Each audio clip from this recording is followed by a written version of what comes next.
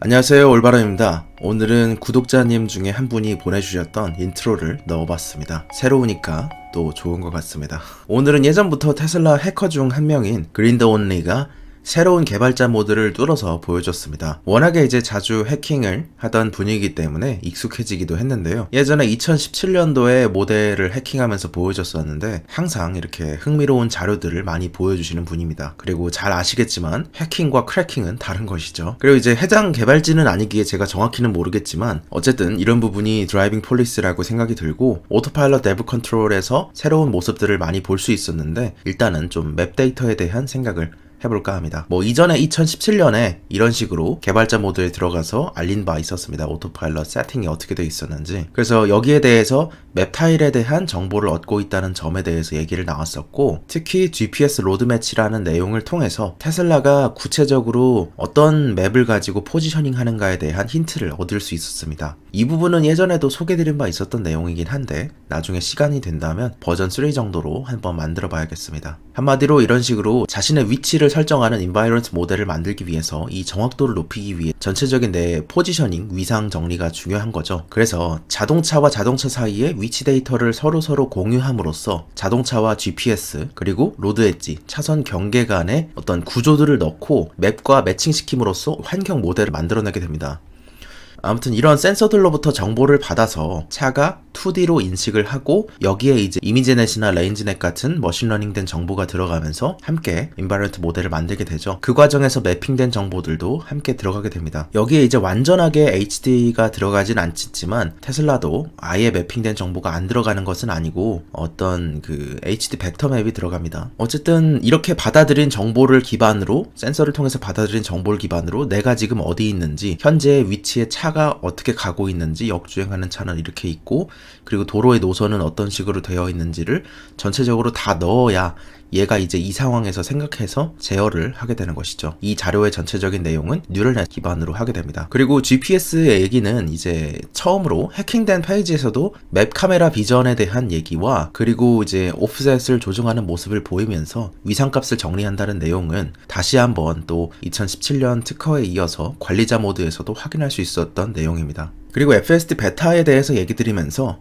HD맵을 쓰지 않는다는 내용을 전해드린 바 있었고 그냥 말 그대로 이제 고정밀 어떻게 보면은 이제 HD맵이라고 보면 HD맵일 수도 있는데 마이크로맵 이런 내용을 얘기 드린 바 있었죠. 그래서 아예 안 쓰는 건 아닌 것 같다. 그러면 얼마나 더 간단하게 쓰는가 그 정도는 모빌아이의 로드북보다도 간단하게 쓰는 것 같다 이런 얘기를 말씀드린 바 있었습니다. 모빌아이 로드맵은 이런 식으로 랜드마크 뷰와 전체적인 도로상의 벡터값만 추출해서 쓰고 있었죠. 그리고 10월에 밝혀진 바로 레인마크 정도가 이미 책정되어 있는 것을 알 수 있었던 내용이었습니다. 그래서 주로 이제 도로상의 표시, 예를 들어서 여기 직진하는 표시가 있다. 그런 마크들만 빼서 쓴다고 생각이 드는데요. 이전에 말씀드리면서 아마 이게 이제 10월 자료였을 건데 해당에 예측했던 내용 중에 스탑 사인이나 퍼털, 도로 노선 등의 아주 간단한 정보만을 넣은 마이크로맵 정도는 만들거나 보조할 것임을 얘기를 한 내용을 짚으면서 이는 결론적으로 일론 머스크가 2019년에 HD맵에 의존해야 되는 것은 바보 같겠다 이런 내용을 했던 것이 HD맵을 안 쓰는 것은 아니라 의존성을 갖지 않겠다 그런 면에서 지금의 HD맵이 아니다라는 내용에서 좀 차이가 있을 수 있다는 내용을 짚어드린 바 있었고 모빌아이의 HD맵 방법인 로드북 데이터를 쓰는 것과 상당히 유사하다는 내용을 말씀드리면서 그 웨이모가 비교적 밋밋하고 패턴적인 도로인 피닉스에서 5.5시간 주행하면서 2TB의 정보를 공유했던 만큼 이런 식의 HD맵은 굉장히 공유되면서 달리기가 힘들다. 그러니까 피닉스 지역에 당분간 지오펜싱 될 수밖에 없다. 그러나 아예 매핑된 데이터를 쓰지 않는 것은 불가능하다고 생각합니다. 라고 말씀을 드렸었습니다. 그래서 이제 최근에 해킹된 FSD 베타에서 어떤 플레이 영상이 나왔냐면 이런 것이 나왔습니다. 확실한 지점에 랜드마크를 지정을 뭔가에 해두고 그것을 기반으로 각 노선당 거리를 계산을 해서 어디로 노선을 가야 되는지에 대한 값은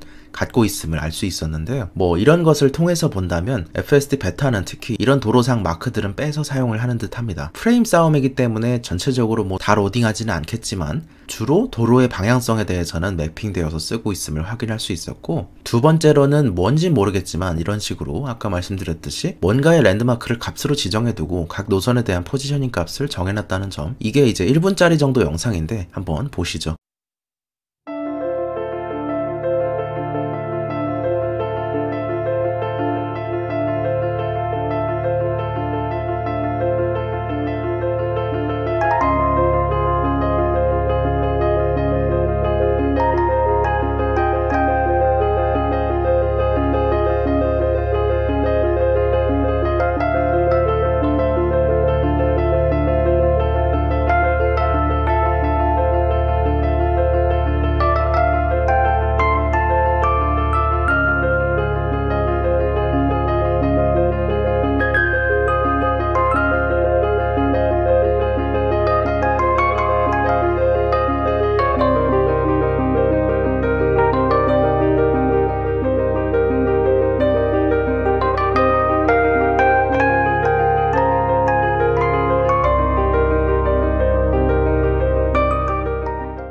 여기서 그러면 테슬라가 맵 데이터를 쓰는 건 알고 있겠는데 이것을 누구에게서 얻고 있는가, 그것에 대해서 테슬라용으로 만들어놨던 아카이브를 뒤적하다 보니까 예전에 했던 얘기들 중에 이런 것이 생각났습니다. 자체 테슬라 차량들, 플릿들로 데이터, 그 맵을 만들어내겠다, 이런 야심을 말한 적이 있었죠. 그런데 이것에 대해서 생각해 볼 때는 지금 이제 주로 맵박스와 바랄라 그리고 인릭스로부터 주로 정보를 얻고 있는데, 자체적인 테슬라 플릿 데이터로 얻으려면 충분한 어떤 고정밀 지도가 나오지는 않을 것 같다는 생각이 듭니다. 그래서 안전성 문제상 모빌아이 수준까지는 높일 수 없겠지만, 그러나 이제 맵박스 같은 것을 어쨌든 활용을 하게 되면 한 6억대 정도의 돌아다니는 차량들로부터 각각의 익명의 GPS 값을 얻기 때문에 그것을 통해서 자체적인 맵을 만든 게 아닌가, 이런 생각이 들고요. 그리고 이제 맵박스와 바랄라를 통해서 지도를 통합하고 자율주행차를 지원하는 맵 데이터를 얻고, 그리고 내비게이션에 이제 모빌리티 애즈 어 서비스처럼 나중에 이제 로봇 택시를 이용해서도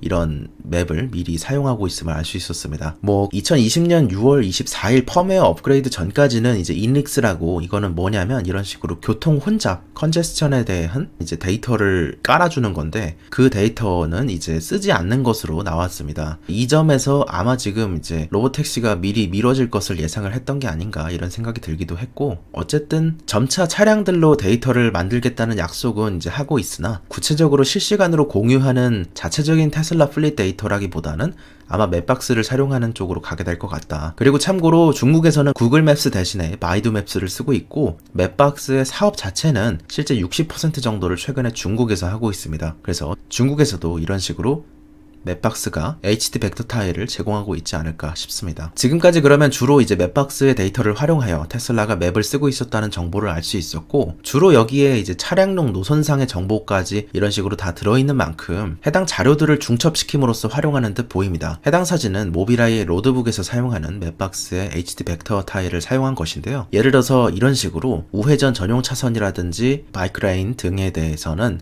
이런 맵박스가 해답을 제공할 듯 합니다. 그래서 주로 맵만 쓸 때도 있고, 주로 이제 맵이랑 비전을 사용하는 경우가 많았는데, 이 분야는 테슬라의 개발자 모드에서 볼 때도 소스를 어디서 얻었는가, 트래픽 컨트롤에 대한 소스를 어디서 얻었는가를 볼 때 주로 이제 맵은 맵박스를 사용하고 비전은 자체적으로 활용하여 중복을 시키는 건지 아니면은 뭐 어떤 방법인지 모르겠는데 이 두 가지를 주로 활용하는 듯 보입니다. 어쨌든 오늘의 소결 정도를 정리를 조금 해보자면, 테슬라가 레인마크라든지 화살표 등은 맵 데이터를 통해서 주로 얻고 있다는 점을 알 수 있었고, 그것이 없을 때는 이제 비전을 활용하는 그런 모습을 보임으로써 맵과 비전을 주로 사용하고 있음을 알 수 있었고, 두 번째는 테슬라의 개발자 모드를 확인하고, 그리고 여러가지 서치 결과 맵박스의 HD 맵 벡터 맵으로부터 차선 정보 및 어떤 맵에 대한 정보는 주로 여기서 얻는다는 점, 그리고 결국에 이런 식이라면 모빌아이 로드북이 맵 데이터를 쓸 때 맵 데이터에 맵박스의 벡터 타일을 쓰고 있으므로 협력을 하고 있기 때문에 같은 전략을 쓰고 있다고 볼 수 있고, 크라우드 소싱 맵 데이터를 활용한 HD 벡터 맵을 모빌아이와 테슬라가 둘 다 매핑 데이터를 가져다 쓰는데 답이라고 생각하고 있는 것 같다. 테슬라와 모빌아이는 이제 이런 부분에서 같은 전략을 볼 수 있었고, 그 분야에서도 아무래도 이제 로드북은 조금 더 안전성을 높인 그런 케이스라고 볼 수 있겠죠. 2018년에 해당 파트너십을 발표한 바 있었고, 그리고 이런 시기에 이제 랜드마크들과 레인마크, 로드마킹 등을 확인할 수 있었습니다. 이걸 이제 마지막으로 정리하면서는 맵박스가 상장돼 있으면 개인적으로 진지하게 알아봤을 것 같은데 조금 아쉬웠습니다. 오늘 투자 생각을 마칩니다. 오늘은 이제 막 떠오르는 생각들은 많아졌는데 다 정리가 안 돼서 나중에 장기 프로젝트로 한 번 더 백투더 베이직처럼 해야 될 듯 합니다. 오늘 투자의 생각을 마칩니다. 감사합니다. 올바른이었습니다.